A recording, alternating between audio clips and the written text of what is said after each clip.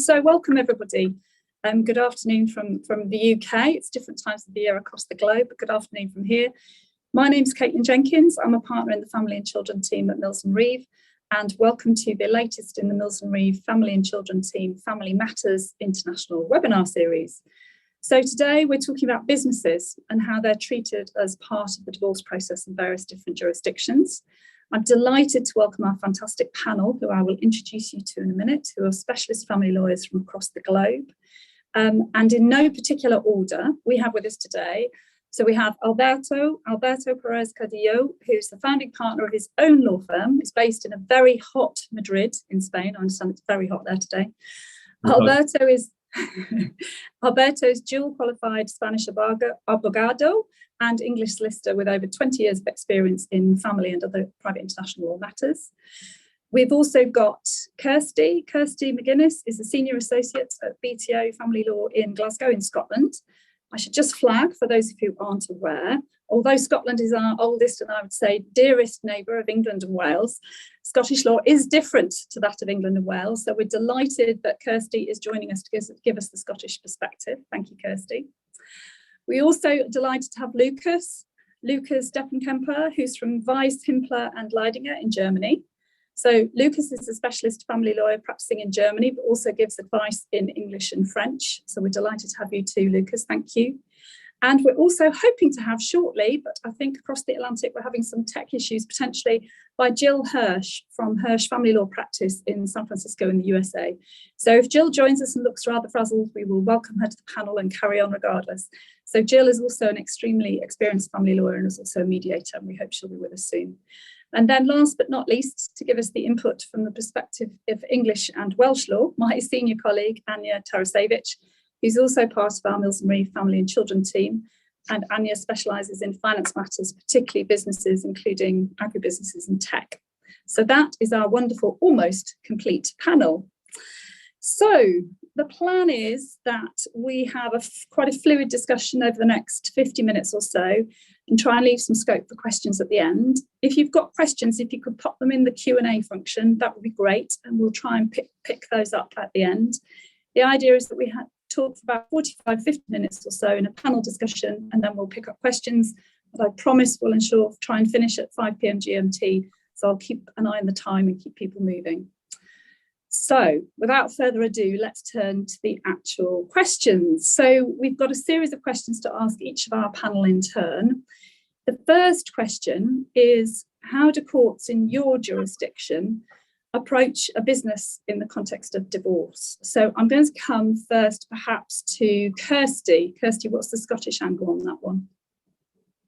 So when I was kind of going through the questions we had in advance, I was thinking probably this will be answered over the next series of questions, but I thought it might just be useful to give a bit of background as to whether a business would actually be matrimonial property. So generally speaking, in most cases, if a business is acquired during the parties' marriage, it will be matrimonial property, and as such, any value will fall to be shared between the parties at the end of the marriage. So the first step then is to identify whether the business is in fact matrimonial property.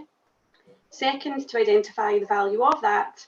And the third, to identify what, if any, orders the court has to make to facilitate a fair sharing of the business as part of the overall matrimonial property. So in doing that, we would look at whether any orders were justified in accordance with the general principles, and also whether that was reasonable having regard to the overall resources of the parties. Okay, so first of all, we've got one distinction already there, matrimonial property. Lukas, let's come to you. So what would happen in Germany? How do courts in your jurisdiction approach a business in the context of a divorce? Yeah, well, thank you for the question. So there are two areas where businesses can play a role in courts and divorce proceedings in Germany, one being matrimonial property as well, and the other being child support and maintenance. So the second one is more about the question of income. What is the income of the spouse who will have to pay child support and or spousal maintenance, the income coming from that business. And then the second, or the first other area was matrimonial property. And yeah, just a very quick overview on that. So first of all, different from what one may think as looking at German matrimonial property regimes, you would think that Germany is much like France or Italy or Spain, where you have as the default system a sort of community.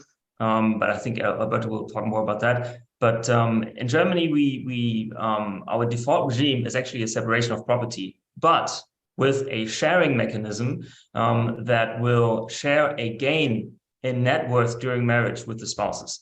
And within that mechanism, of course, it will be interesting to see if a business has gained in value during marriage. So courts will have to look at that business at the first time, so twice actually. First at the time of marriage, and then second at the time of the beginning of divorce proceedings, which is when the period of calculation for that sharing mechanism ends. Okay, so it might be relevant in various different contexts, and clearly value is already starting to pop up, and we're going to come to a question about that in a second. Alberto, can I come to you? How do courts in your jurisdiction in Spain approach a business in divorce? And we'll come to valuation separately, but the sort of general principle. Right. Okay. Business approach with a lot of reluctancy, basically. In Spain, basically, the principle is that what you don't ask for, you don't get. It's not like this supreme concept of justice that the judge is going to try to imprint in the proceedings. It's not like that at all. And it's also how the procedure is set up is quite peculiar, because you file for divorce, but then at the same time you file for maintenance and parental responsibility. So maintenance, divorce, and parental responsibility is decided in one separate proceedings, and then we have specific proceedings to deal with the dissolution of the economic regime. Spain is also very treacherous in the sense that we have one country but many different economic regimes that apply for default, so you always have to be very careful about that. And if it is the economic regime of community of assets, there will be a specific freestanding proceeding to deal with all the assets, and it will be basically addressed into main parts, which will be the inventory, which is the vital issue, is what is matrimonial and what is non-matrimonial, and secondly there will be the valuation and the distribution of the assets. But they are incredibly long procedures. You have to try to avoid them at all costs. To file for these separate proceedings for the dissolution of the matrimonial economic regime may take you 3 to 10 years. Is really quite a long time. Wow, the business will certainly have changed in value in that time. It is, but it's also the continental way of doing things, in the sense that to set up a company is much more formal. You have to go to a notary public. There's a minimum capital, so the whole thing is much more procedural. It's much more strict. So yeah, but definitely it's a very good policy to try to sort things outside these freestanding proceedings, and by the time you reach them, as I have said, the issue of maintenance has already been sorted, the parental responsibility. So in a way, there is a more, sort of like a more relaxed approach to say, okay, well, this has to be done in a tax efficient way. Let's try to handle it by ourselves. Okay, thank you. And Ania, last but not least, so how do courts in your jurisdiction in England and Wales, let's say England just for shorthand, approach a business in divorce? Thank you, Caitlin. So I think the process is quite similar to what Kirsty shed light on in the Scottish process, in that a business will form part of the capital wealth of a couple and will be seen as a resource to be considered upon the division of assets. What the court would look at is whether it was matrimonial or whether there was an element of non-matrimonial. So was the business developed and built over during a period of time before the couple were together, started cohabiting or had a relation or were in a marriage. And in England, what we've got is also a springboard or a latent effect, where sometimes the judges would look at and attribute a value of what that business was worth at the time of the marriage, but the latent effect of the build-up during that time before the couple were together, to say that that was actually separate property, non-matrimonial property that's not susceptible for sharing. But ultimately in court in England and Wales, what the court would look at is needs, and is a business used as a resource for meeting those needs, either on a capital basis, but also they'll look at on an income basis. So does that business produce an income that can then be used moving forward for the family?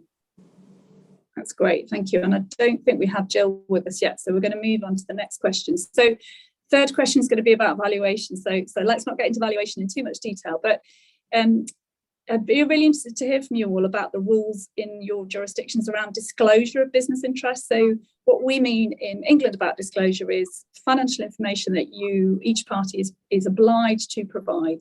In England, it's full and frank and clear disclosure, and Ania will get more detail about that in the context of business, but that's what we mean by disclosure. So what information are parties or the individual party who has the business obliged to provide about a business in the context of matrimonial disputes? So Lukas, do you want to deal with that one first?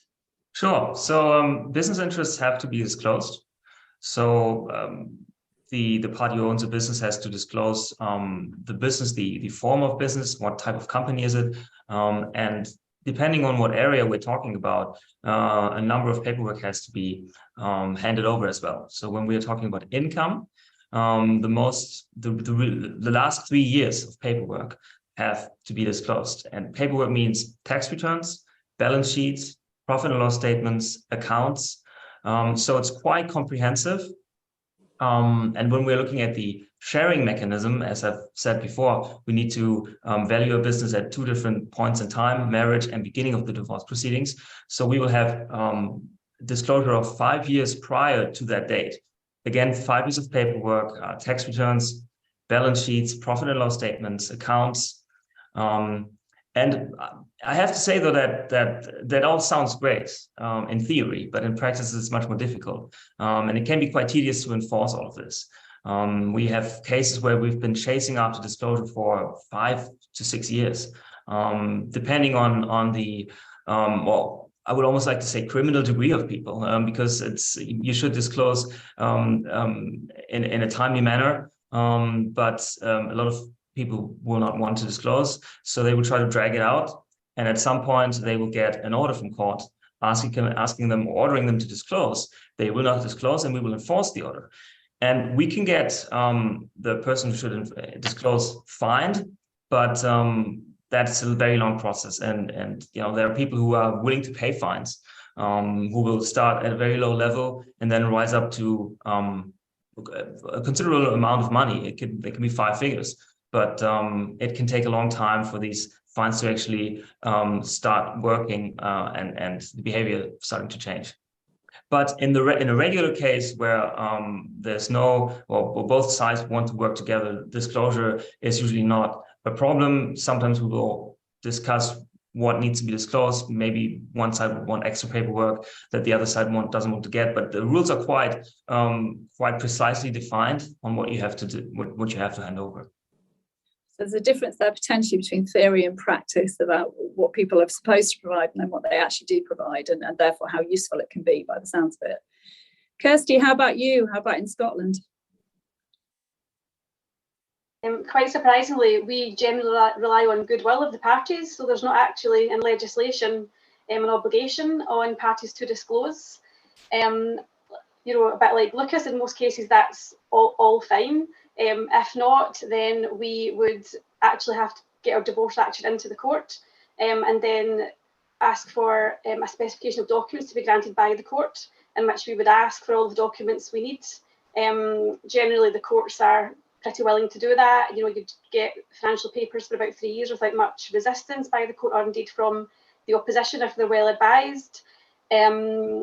But yeah, there's not really, there's no disclosure duty in terms of the legislation. People tend to adhere to the specification of documents. So what happens in that process is the document would then be served on the defender or the party with the business, and they could also be served on anyone else who may have the information. So the accountants, banks, estate agents, I suppose, if it's that type of business, anyone really who might hold papers that we need to get a valuation done. Non-compliance ultimately is a contempt of court, and it would result in imprisonment ultimately, but that doesn't tend to happen, and maybe would be more likely to be, you know, a disincentive to not cooperating, as an order of expenses being granted against the party not cooperating with the kind of disclosure policy. Okay, that's helpful. So it sounds like there's the options to get the information. but you might have to go to court to get the orders based on it. And then even then, it may or may not be forthcoming. It's a bit of a theme here. Alberto, I suspect you're going to tell me it's a bit different in Spain. What about the requirements for disclosure in Spain of financial information on businesses? Helen, I need you to define disclosure, because Spaniards do not know what that is in terms of like really what is our duty. No, I have to say this, that basically Spanish lawyers are not officers of the court. We are not. Our duty is to our client. And also there is a general principle in Spain that has also infiltrated family law, which is the non-incrimination. Again, you don't have to incriminate yourselves. Also, the structure of the procedures as such with the oral cross-examination is almost inexistent. So nothing is going to happen to you, and the truth is not going to come out because we don't have the system. So basically, I wouldn't say there is a duty of disclosure at all, although the legislation implies that there must be some honesty in the proceedings. But if you go to proceedings in Spain, you will be amazed that you will see your client denying that the Porsche in which he appears in the picture is not his, that he is just a present from his friend that is having a little drive around. So no, there is no duty to disclosure in the maintenance proceedings or the dissolution of the matrimonial economic regime. So everything is, the burden on the proof is the person who is alleging the fact. So you have to prepare very, very well for the hearing, collect all the evidence, because the judge is not really going to be proactive. There are certain measures that obviously you can ask the judge to take, so tax returns, balance sheets, but the minimums are there, and no much more than that. And particularly in international litigation, I think it's also important to take into account that Spain is not a part of the Convention of The Hague, so there's no recognition of trusts. So it is a massive problem if you have to go to court and deal with these issues. You have to basically obtain evidence abroad, statements for accountants explaining the structure of trust, and digest all the information for the judge, because he doesn't understand the concept, and unless you really put everything very clearly to him, he's going to think that basically you're not making your case very clearly, because he hasn't really have the duty to enforce anything that comes from an entity which has no equivalent and is not recognized. So that is very different, isn't it? That's a different starting point of there's no, as you say, there's no obligation on the judges on the individuals to necessarily tell the truth, or for the lawyers to interrogate that and make sure that they're not the officer of the court. So they don't have to have that. I never ever take Spanish or English witnesses to the Spanish court, because I know they're honest and they're going to, if they ask a question, they think they're going to have to reply the truth. And similarly, when I bring when I have to bring Spanish witnesses before an English judge, it's just terrible, because they systematically are going to do it. They think, it is their duty not to tell them the truth because it might compromise them. So it is it's not only a difference, it's also I think it's part of the cultural identity. Yes, very different. And do the judges have a duty to feel as though they understand the picture? Do the judges interrogate the situation? Interrogate, I use the word lightly, but do they have a duty to kind of cross-check and feel that they to sort of chase things up? Or is it very much on the other party, so the non-business owner, to actually go off and find the evidence and bring it to the judge? Presumably, the judge can put questions to the parties, but basically they don't take that approach. Basically, it is very much up to you. Yeah. Okay. Size as such. Yes, that is very different. Ania, what about in England? Thanks, Caitlin. So in England, we have a duty of full and frank disclosures. Each of the parties have an ongoing duty of full and frank disclosure. So in terms of a business, generally the disclosure for business assets are right at the beginning of the case in a Form E, where there's a requirement to provide at least two financial years worth of business accounts. So a bit shorter than in Germany of 3 and 5 years, but still probably more than Scotland and Spain, it seems. So 2 years of financial year statements, your last tax return, and but it's not, so that's the remit of in the Form E, but it's not uncommon for more information to be asked about and for the judges to usually order such information, so such as management accounts, schedule of activities on directors' loan accounts, updating property valuations, even sometimes bank account statements for business bank accounts as well.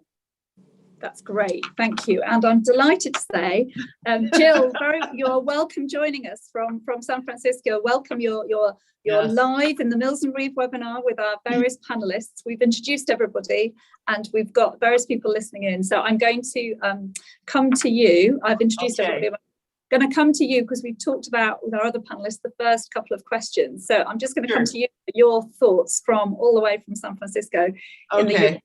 And I'm sorry you've had difficulty joining, but we're delighted to have you. So the first couple of questions we've already flagged were, one, how do courts in your jurisdiction, I appreciate we're talking state jurisdiction in the United States, aren't we? So we're talking about a statewide jurisdiction.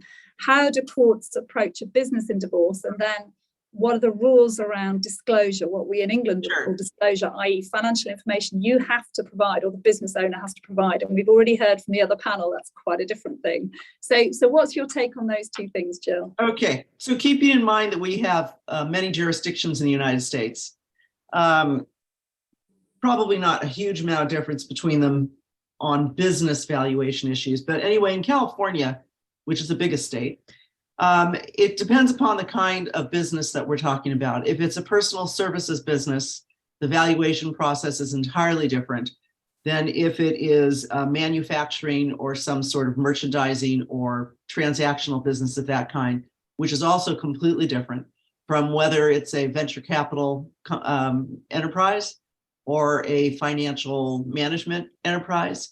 And so how the businesses are valued ranges, and who values them ranges. For a personal services business like a law practice or a doctor's private practice, there's going to be both a tangible and an intangible value. And the value is going to be driven largely by the intangible value. Partnership agreements aren't necessarily dispositive of how the practice is valued. It's valued for purposes of divorce in a different way. And manufacturing and sales business, there's going to be a whole different system of valuation. And in that instance, we probably bring in somebody who's an expert in valuing the type of business. Whereas with a professional services business, we'd use a forensic accountant. For venture capital or private equity enterprise, that's an entirely different situation. The likelihood of valuing the business is relatively small, because the biggest money is in the carried interests and or the potential IPO or other liquidity event.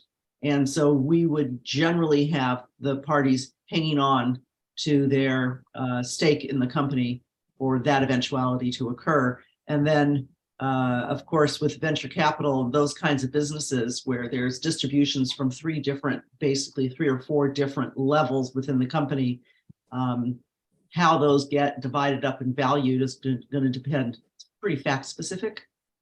The carried interests are going to be the most problematic because they vest over time. So how do, if you're a business owner with one of those different types of business interests, is the duty on you as the business owner under Californian law to provide disclosure, to provide a lot of information about the business, or does the other party have to come and say, I'd like this, this, and this about it, and sort of go for a bit of a fishing exercise? Where does the rules sit in California? Are you under the obligation to provide it, or somebody have to ask for it? We have a codified fiduciary duty system in California, and the codified system includes and incorporates sections from the Partnership and Corporations Code about duties of disclosure. So while we may ask if we have what we call the outspouse, which means the person not in the business, if we may have the outspouse, there may be questions we have in documents that we want, but there's an affirmative duty of disclosure. It can be acquired under the fiduciary duty statutes. It can be acquired under the discovery statutes. But in order to get a divorce in California, you cannot get a divorce in California in the absence of providing under penalty of perjury a complete and full disclosure of all assets and liabilities and expectancies with backup documentation. So we would expect at the beginning of the case, well, it takes a while for complex estates to do it, but we would expect somewhere in the beginning stages of the case to start getting the disclosures in any event. When you start getting into the businesses, our clients are required to produce, or our clients are entitled to see, really anything that bears upon the operations of the business. But there are third-party privacy considerations. And so in some instances, identifying information of third parties may have to be redacted. And we will generally enter into some sort of confidentiality agreement with the enterprise that is producing their financial information. And some of it can be trade secret covered, some of it can be really highly proprietary. So sometimes the court has to regulate it. But the degree of disclosure is not limited to 1 year of tax returns by any means. It is a deeper kind of disclosure, and more historical than that. That's really helpful. Thank you, Jill. So we're gonna move on now to look at valuation, actually. So if the business is going to be valued as part of the court process in each of your jurisdictions, and Jill's touched on this a little bit, we'll come back to Jill in a minute, but who would do the valuation for the court? Who would pay for it? And how would the court deal with the valuation? So would a court just say, yeah, absolutely accept that valuation, or would they actually interrogate it a bit? So it's a bit of a sort of valuation type question. So Lukas, do you want to have a go at that one from Germany first? You're on mute, Lukas, sorry. I thought it would be me first, but it was you. Yeah, okay, I'm muted now. So yeah, who would do the valuation for courts? It would be a court-appointed expert, usually an accountant or an auditor. There's a huge range, of course, of auditing and accounting firms, from the big four to mid-sized to very small-sized sole practitioner accountants. And depending on the size of the business, court would select an expert. All right, are you still here? Yeah. And who would pay for it? Who pays for it? So yeah, the fees for the valuation, you would first have to be advanced by the petitioning party who is seeking benefit from the valuation. And that usually is the, as you would call it, the outspouse.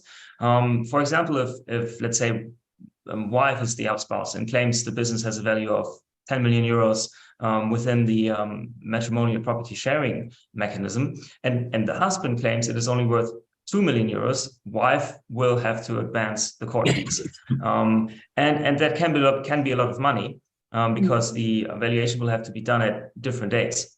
At the end of the day, though, the divorce proceedings, the costs of the divorce proceedings, lawyer fees, court fees, but also expert fees are usually shared.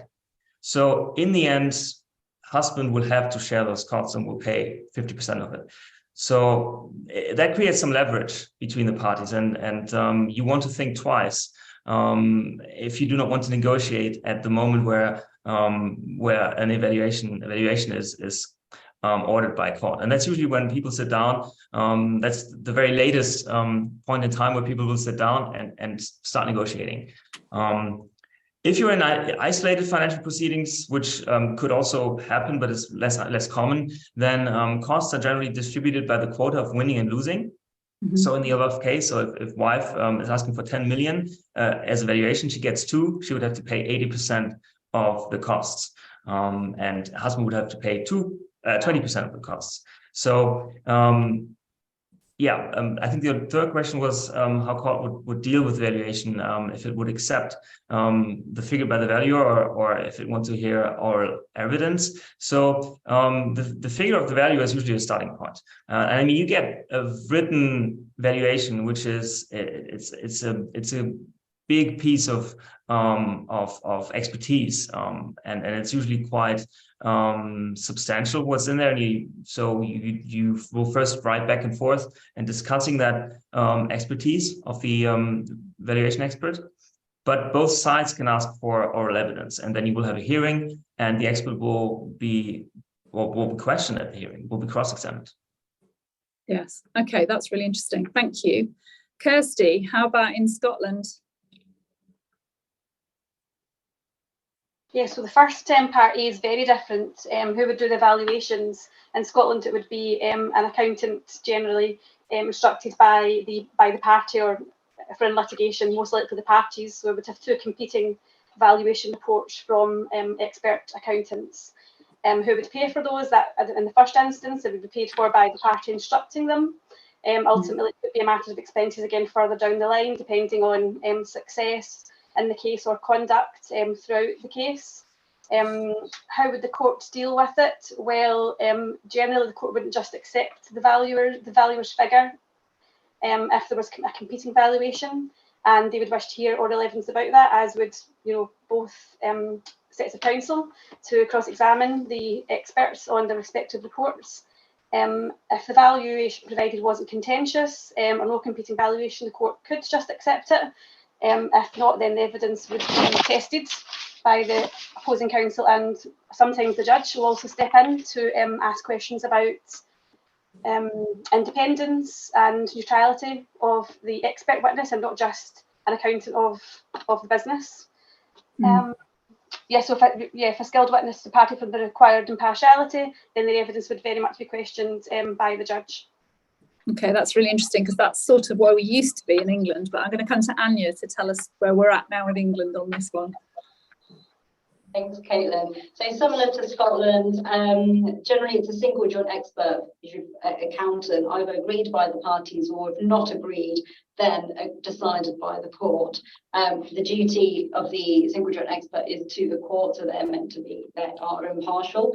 Although the parties, sometimes you do have a system that may be created about shadow experts. So a party might decide to instruct their own expert in the background, which they meet the costs of, to either get an understanding of whether the SGE are in the ballpark, or just to get additional advice on that, interrogate it maybe a little bit more. In terms of the costs of the SGE, these are usually shared, but if one party doesn't have the resources to meet those costs, then the other party might pay in the first instance. In terms of how the court would deal with the valuation, well, the starting point would be taking the SGE valuation, but there have been cases where sometimes the judges have just ignored the SGE and imposed their own version of what they think the fair value is, which has led to some interesting case law and interesting ways of trying to advise your business owner, clients or otherwise, as to the position of that. If there are it is possible to, if parties don't agree with an SGE, to make an application to court for another SGE to be appointed. That would have to be considered and approved by the court. And then usually what would happen is the two SGEs would meet, they would give a schedule of what's agreed and what's disagreed, and potentially they both will have to give evidence at court, and the judge will make a determination on the evidence before it. Absolutely. So it sounds quite similar to the German situation. Sometimes there's a bit of the Scottish overlay, depending on whether somebody wants to get their own views in. But English courts are trying to move away from having competing experts. Alberto, how about you? And then we'll come back to you in a minute, Jill. How about you? Are businesses valued in Spain with all this information that isn't produced? It is, yes, it's valued by the court-appointed experts. So the court will appoint, and then the parties again will have to do their own homework. Basically, if you want to challenge them, there is a particular hearing for you to challenge the valuation that you don't agree, or if you want to basically add additional experts. So it's very much, again, relying on the parties, and the pool of the experts is normally obtained from the court itself.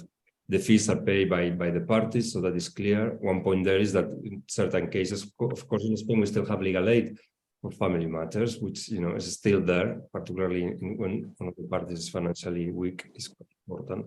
And then, if necessary, the money for the professional experts will come out of the community of assets that is still to be liquidated. So it is a very formal procedure. Once there is a distinction between matrimonial and non-matrimonial assets, and there is an inventory, there is a procedure to value, and then for the parties to challenge before the allocation of the assets is decided.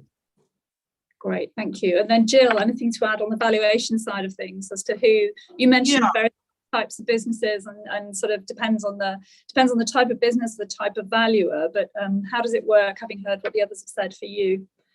Well, so I want to just add an idea that we use here in California on valuation. We have a date of separation, and that has really tremendous amount of significance.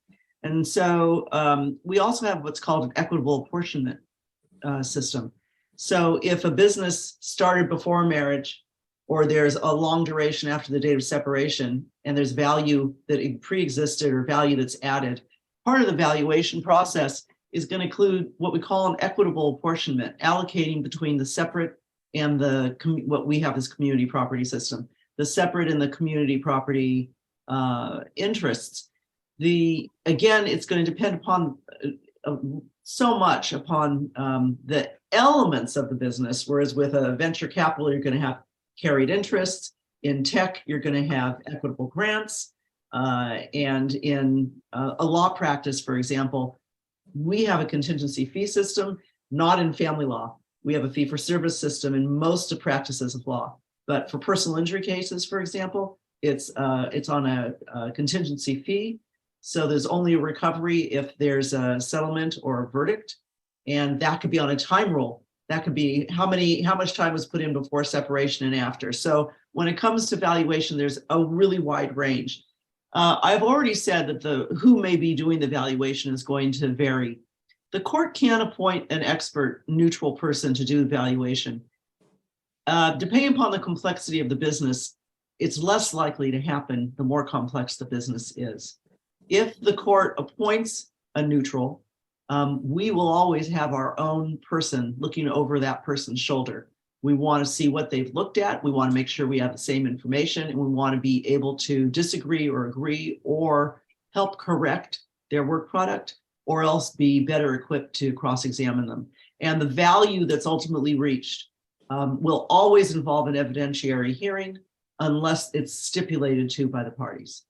And go ahead. Yeah, so you have that shadow expert type concept as well. You have that sort of shadow expert who's kicking the tires, to use an English expression, of what's been said by the expert and helping formulate possible strategy or questions to be asked. Or even trying to correct what the expert's doing while the expert's doing it. Who pays for it in our system is an equitable decision. And so the liability for payment depends upon the resources that the respective parties have. I mean, there are nuances to that, but that's generally what the rule is. So it's quite interesting because actually all of you, I think in various different ways, have talked about valuation. The question is quite simple. How do you value a business? But actually, in all of your jurisdictions in different ways, it sounds like there's values and there's values. So you might be valuing at the time of the relationship, you might be valuing at the time of the marriage, you might be valuing at the date of separation, you might be valuing at the date of the decision making, and you might have that range of values. Sounds like for different purposes. So Jill mentioned whether matrimonial or non-matrimonial type elements. Ania mentioned from an English perspective, the sort of springboard element. It might have had a value when you started and a value when the marriage ended, but what was the springboard effect of the value that you brought with it? That business already had a brilliant idea. It was there. It's just been amplified since then. So the whole valuation process in each of your jurisdictions is sounds like it's a bit more sophisticated depending on the circumstance than just one figure. Well, if I could just add to that point, you've identified a bunch of benchmarks. They may all exist in a single case. Absolutely. They're not alternative. Right. Okay. Yeah, completely. Sorry, yes, that's what I meant. And also, are the business valuers also, do they look at, in each of your jurisdictions, the sort of likely income stream from the business as well? Because with value, I think of as capital value, but do they tend to look at the possible income stream that sustainably can flow from the business? Depends upon the kind of business.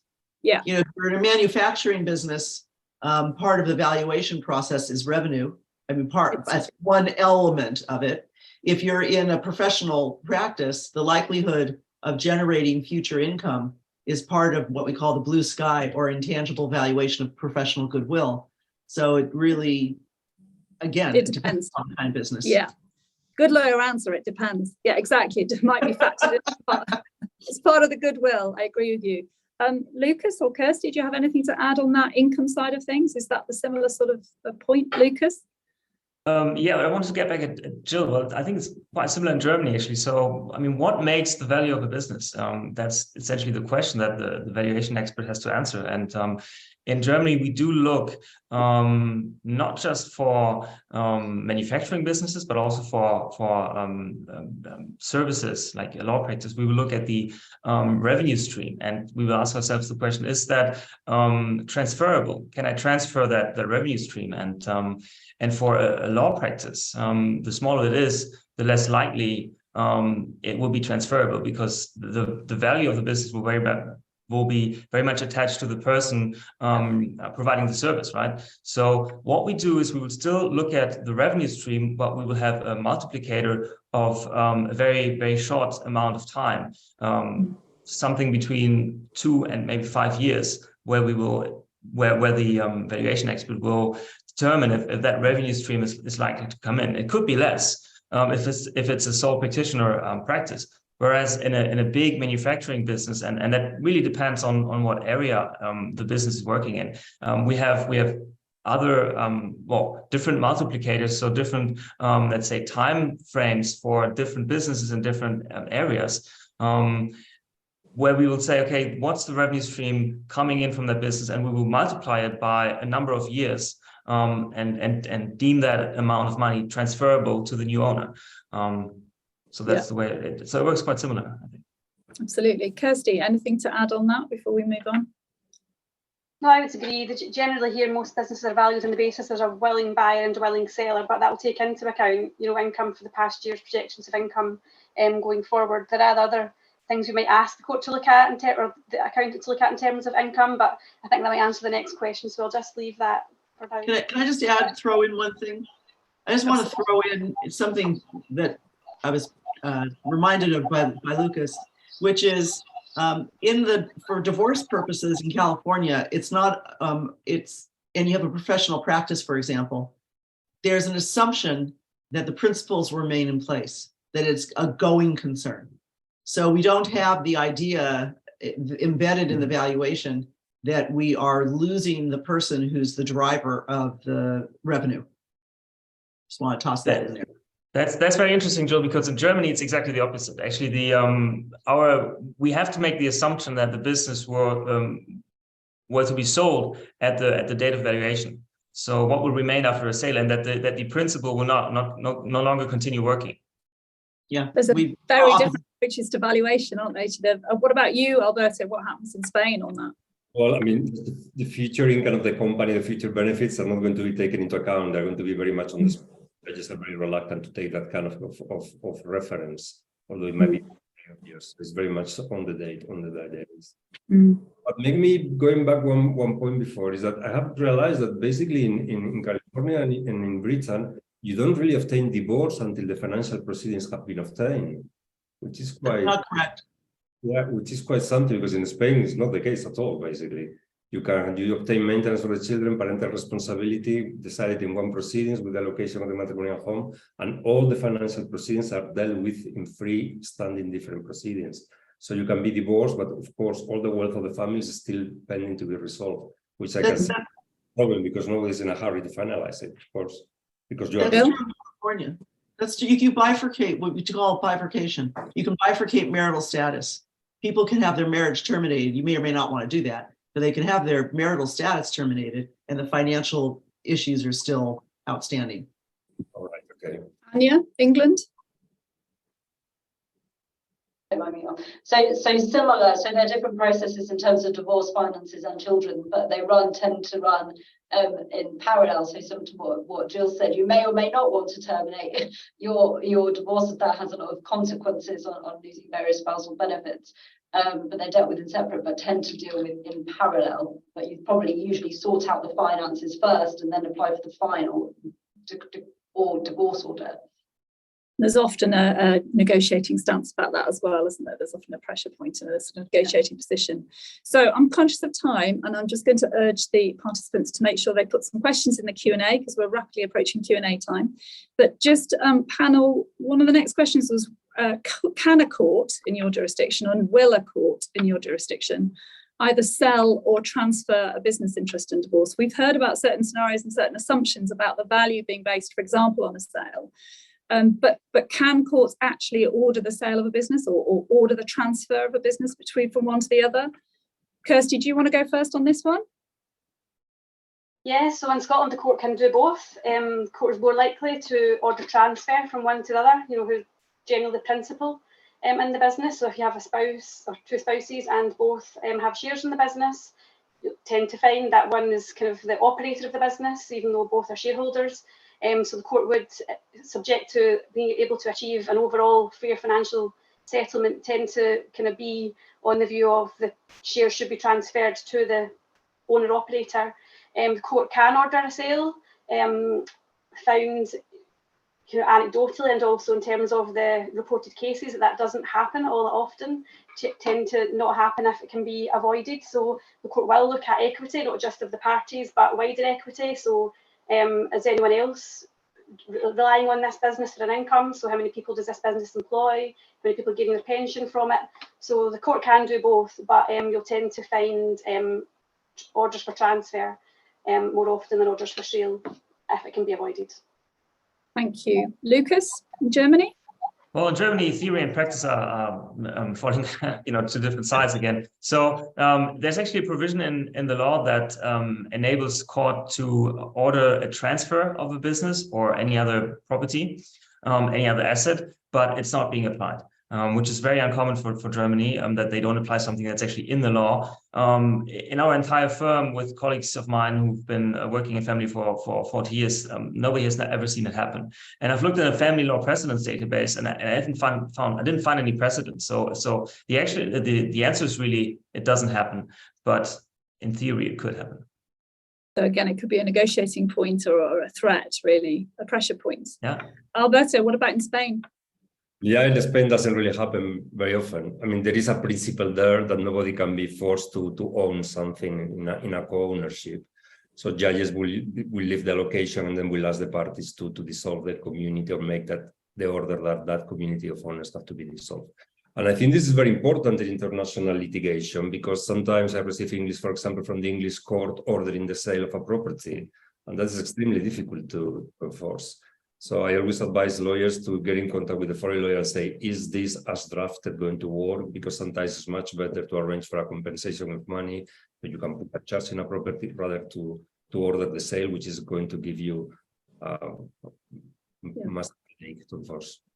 And particularly, so you've mentioned international properties, but also we're talking about businesses as though they exist in each of your little jurisdictions, well, not little jurisdictions, big jurisdictions, but exist in your jurisdictions in isolation. But of course, with many big businesses, they may have maybe multinational organizations that have subsidiaries in 5 or 6 different jurisdictions, and you may have the litigation in one country. And is then, how do you value the business? And as Alberto has just touched on, how do you then enforce in each of those countries? So we've been a little simplistic by asking you about each of your jurisdictions, but that whole overlay of multiple jurisdictions and multiple subsidiaries is another complexity. And you're absolutely right, Alberto. Hence why we're having this conversation, to show how we have these conversations internationally when we're involved in business cases. Just going back to this point about whether you can sell or transfer a business interest in a divorce, Jill, is that possible under Californian law? Yeah, I want to just add in a little bit here, talking about big businesses and the different ways they're held and the different places that they operate. We do work interdisciplinary and bring in both international tax and business lawyers sometimes to work with us on some of these, to be able to analyze how you get through the layers and if you were going to transfer it. The answer is yes, a court can order certain kind of businesses sold. It can't order a law practice to be sold. It can't order a VC company to be sold. But if, for example, a case I had where the parties founded a business together that sold an object, you guys might know what it is, but I'm not going to say what it is. They sold an object and they sold it internationally, and they both started the business. And I remember we had a private judge, and I remember sitting in the conference room with the judge, and they were bickering about how they were going to allocate responsibilities for the continued operation of the business. And she looked at them both and she said, you know what? If you can't work this out, I can order the whole business sold. And wisdom of Solomon. It's the wisdom of Solomon. Does it happen? Rarely. Can it happen? Yes. Yeah. So it's the ultimate sanction, it sounds like, in some jurisdictions, but rarely influenced. Courts potentially not wanting to kill off geese that lay golden eggs as well, if we can get other metaphors in. Ania, they'd rather find a more conservative solution. Yeah, absolutely. Ania, how about in England? It's very similar to what we discussed. So again, difference in theory and in practice. So the court in England and Wales does have the power made over property, so they can order power to transfer property, so transfer of shareholdings. It's not popular, but it is an option, particularly if it's outside of the court process and parties are trying to negotiate and there's a degree of mutual trust, respect, and it might be a good, helpful outcome for all, possibly if there's a future sale that's anticipated. But as I said, not very popular. There is power to order a sale of a property, so the judge could compel sale of an owner-managed business. Again, linking with what Jill said, it probably depends on what type of business it is. But mainly it's, as Caitlin said, the judges don't want to sell the goose that lays the golden eggs, but it can be a threat that can hover over cases. Ultimately, what's probably likely to happen is, well, the judge has the power to order a lump sum in lieu of shares in a business. So that's probably more what's likely to happen. Yes, or sometimes I suppose in jurisdictions it can also be a useful threat for an enforcement if something hasn't actually happened. So I'm conscious of time, and we've got a couple of questions which I'll pop into people in a second. Just a quick fire round though first about how, if somebody has clients who have business interests in one of your jurisdictions, how could they find a valuer? I suspect the answer will be contact a local lawyer and they'll talk through the implications. But if that's the answer, then we'll move on. But is there anything sort of different to that? Or presumably it's speak to your local expert and they will, your local friendly family international lawyer, and they'll direct you in the right place. Yeah, okay. One of the questions that's come up is about confidentiality. I think Bill mentioned a point about confidentiality and potentially having to sign confidentiality agreements, those sorts of things. Some of these business conversations can be very commercially sensitive, and you've potentially got one business owner disclosing a lot of information to either a valuer or potentially to the spouse and query where that information is going to go. Is that an issue in any of your jurisdictions? Lukas, how about you? No, there's no obligation to sign an NDA or any such thing, but there is a provision in our law that if the other spouse, the out spouse, would go and start talking about the business and would getting bad, would be, you know, the business would then be getting bad press, or any secrets would come to the surface, that she would be penalized in the divorce proceedings, and she would probably get a lot less maintenance, maybe no maintenance, or no share in the business, or in the increase in value in net worth from the business. So it's usually not an issue, but yeah. How about in Scotland, Kirsty? Is there duties of confidentiality, or people asked to sign extra layers of confidentiality agreements? Yes, they are asked. It's something that comes up more and more, not just in divorces, but also in prenups and postnups. So we tend to now see confidentiality clauses more, including not registering agreements that are signed that we used to previously register in our public books. So yeah, we are kind of a bit more mindful of it than we were before. But again, it's not something that a court would generally impose, but is definitely something that's being discussed more and more when we are looking at settlement terms. Okay. And in Spain, Alberto? Yeah, it's not an issue that comes up very often. If you decide to go for it, be very specific about the amount of the consequences, because judges are not going to go into that. So you can put, make clear what you're expecting that incident happens. But this normally is contemplated more in prenups than really in the proceedings. Anyway, the proceedings in Spain are not open, they're closed. So everything is quite such in the inventory and in the valuation. Okay, thank you. And in England, Ania?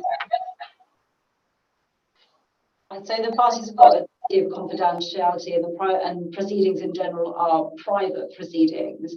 We do come across, especially with business interests, of asking people wanting to sign confidentiality agreements and such, but there is a duty. I mean, interestingly, England, in the last couple of years, there's been a definite push from our judges, from the judiciary, of transparency, of opening up the family courts.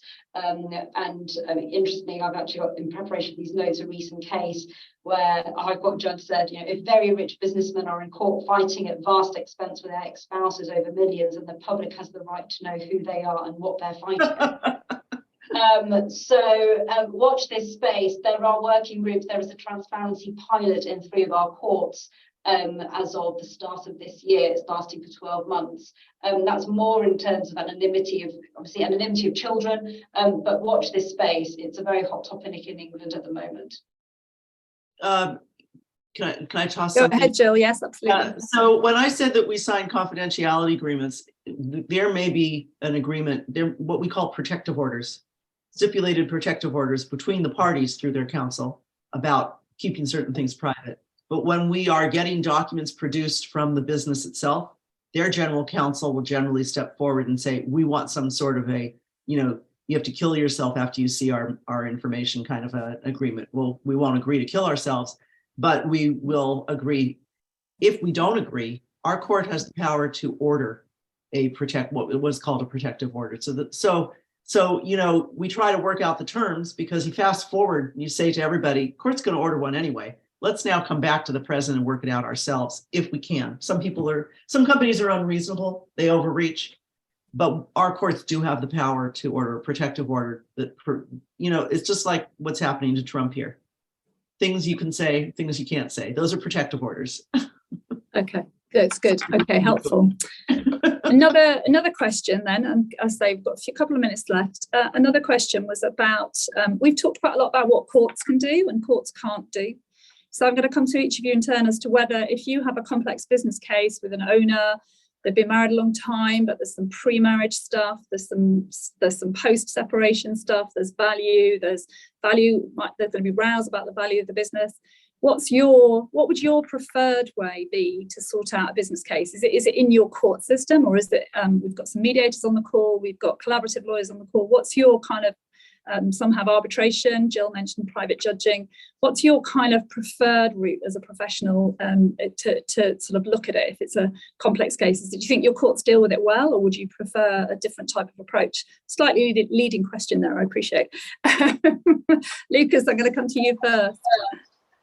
So yeah, well, I would try not to use the court system. I mean, we don't have arbitration in family law in Germany. We have mediation, which can be private mediation or court mediation. We don't have private judges, but so any outcome of a mediation or any outcome of a private judging session would not be binding. But unless you sign an agreement on it, but I think the way I would go about it would be negotiation in a collaborative way with essentially or ideally a lawyer on the other side who has a level of understanding of the business and of the legal aspects of the case. And I've made the experience, or we've generally here at our firm made the experience that if you have a good lawyer on each side, people who are not going to litigate at the first problem that comes up, and you disclose, you have transparency, and then you sit down at the table, then it usually leads to good results, because there's leverage on both sides as to costs, as to duration. Yeah. Absolutely. There's a lot of nodding around the table. Kirsty, what would you say? Yes, in Scotland we have mediation, collaborative law, arbitration. All of the above is preferable to going to court, not least because of the expense, the delay, the impact on future relations between the wider family. So any of those, or similar to what Lukas says, just collaborative negotiating with another specialised family lawyer, well, very much preferable to using our courts. Can be a bit more creative, I suppose, I would say. Alberto, how about in Spain? Right. Well, basically, I put fear into the bodies of my clients. The procedure is going to take, incredibly long time. It's quite probably going to be a complete disaster from a tax point of view. And quite probably is going to be quite difficult to enforce, and to finalize the matter, quite probably they are going to have to go to declarative proceedings to enforce the orders. So it's a completely another nightmare. In Spain, we have the advantage that conversations between lawyers are privileged. So basically, I can talk with the other party without having to even deal with my clients. So that gives also quite a lot of forum and a lot of room for negotiations and to basically try to reach an agreement. But well, we're family lawyers, we know how it works. I don't succeed that often. And these proceedings is just incredible. They go for 10 years, and so you can appeal all the way to the Supreme Court. Is incredibly lengthy. Absolutely. And Jill, how about you, very briefly? Depends upon the nature of the case, depends upon the personalities of the clients, depends upon how complicated it is. Our rules of evidence are different for mediated cases than they are for cases that have settlement conferences. So I will not generally attend a mediation, but I will attend a settlement conference. And at the cases that I handle, we often use private judges who can put on a problem-solving hat if it's of assistance. I mean, it's a really complex. It's not a difficult question. It's a many varied potential answer. I don't know how else to say that. Yeah, absolutely. And it's all of these scenarios where, you know, we're family lawyers, everybody's family, and therefore everybody's businesses are different. So it's a one size. What works for these people? What's going to work best for these people? Absolutely. Ania, do you have anything to add to that from an English perspective? I think it echoes everything that everyone said. Obviously, I think, yes, of course, depends on the case, but probably out of court is better, particularly with what I mentioned about the push and transparency. Watch this space as to what's actually going to happen. So anything outside of the court, but we've also got a system of private judging in a way of private negotiation hearings. That's always before the case if the case is within court proceedings, you can go out into a private court setting. They've also got early neutral evaluations, which is so similar, but essentially negotiation discussions. Also really helpful in terms of bringing either the trusted business advisor in or accountants in to have a really collaborative way of resolving the issue as well, especially if it's intergenerational and you're thinking of succession planning as well for the business, tax implications, all those things. Much better to do probably outside of the court setting with all those various players. And bringing in our international colleagues as well if there are any international issues.